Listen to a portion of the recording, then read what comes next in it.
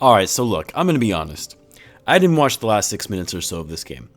Partially because I've had my family in town, I want to spend time with them and wasn't going to take time away from them to watch a piss-poor effort by the Bulls. And also because this game was all but over by the start of the fourth quarter, and really earlier than that. So you can call me not a quote-unquote real fan for watching the whole game, despite this being the first game of the season in which I didn't watch the whole game, so sue me, but I didn't want to have anything to do with this game based on the effort we were seeing from the Bulls.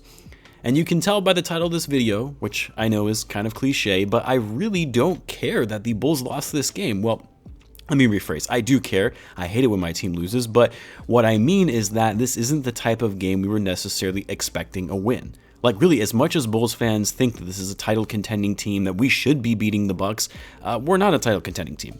And on a back-to-back, playing on the road against the defending champs, like most people are going to expect this game to be a loss, as much as we would like to see it be a win. But it's not a loss that bothers me. It's not the loss of this game that bothers me. It's how the Bulls lost that bothers me. Aside from the first quarter, the Bulls played it with minimal effort. They played with no grit, no hustle, and desire to beat one of their division rivals who sidelined Alex Caruso for weeks on end. They were taking bad shots, playing poor defense. Like, I know we're talking about a team the Bulls don't match up well against, and of course, they have the best player in the world in Giannis Antetokounmpo, but some effort on that end of the floor would have been nice. Like, how do you let a team shoot 61% from the field? I don't care how good they are. How do you let a team out-rebound you 53-33? Now, I will say Giannis turned the ball over 9 times. The Bulls did a much better job at protecting the ball than the Bucks did, but part of it is because the Bucks were actually playing with pace and moving the ball around. Where was the ball movement we saw from the Bulls last night? And we were getting so used to the flow and ease of playmaking that we saw against the Raptors. That all went by the wayside. The Bulls were back up to their old tricks, trying to get back into the game on hero ball. Coby White, ever since Caruso was put into the starting lineup, has been non-existent and missing shots like crazy. We need that guy and his scoring off the bench. Like we talked about it all season, Coby is the Bulls' most important piece on offense in the second unit, as he is that scoring spark that can get you buckets off of the bench. The Bulls' big three tonight played well-ish. Zach Lavine looked hot at times, but when you look at the actual box score, he went 6 for 16 from the floor, 4 for 7 from 3. He finished the game with 21 points, and actually the Bulls' big three all scored over 20 tonight, which hasn't happened in a while. Lavine also had 7 assists to go along with his 21 points. Vucevic, 22 points, and finally shot the ball well from outside, which you need him to do in games like these to help spread the floor against bigger backcourts, or I should say front courts. But he was getting worked on the boards by Giannis. Vuce finished the game with 7 rebounds to go along with his 22 points.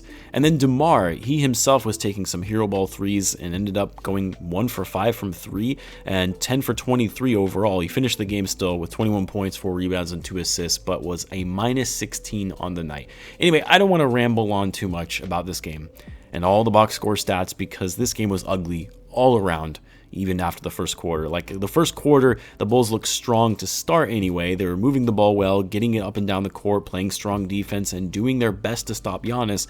And again, really I should say up until the end of the first quarter, because I think the Bucks closed out that quarter on a 13-0 run. And really after that run, the Bulls never brought it back within single digits. They got close a bit in the third quarter, where I believe they brought it down to 11 to kind of make it a game again, but then the Bucks went on another 10-0 run and never looked back after that.